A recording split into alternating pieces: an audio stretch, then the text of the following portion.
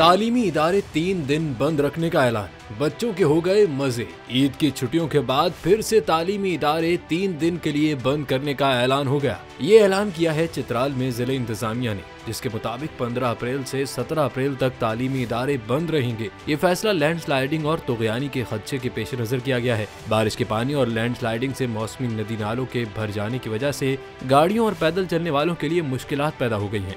जिसके बाद नोटिफिकेशन में कहा गया है कि मौजूदा मौसमी हालात में असातिज़ा और तुलबा तालिबात की हिफाजत को यकीनी बनाने के लिए जिला लोअर चित्राल के तमाम सरकारी और निजी तालीमी इदारों को 3 दिन यानी 15 अप्रैल से 17 अप्रैल 2024 तक बंद रखने का फैसला किया गया है।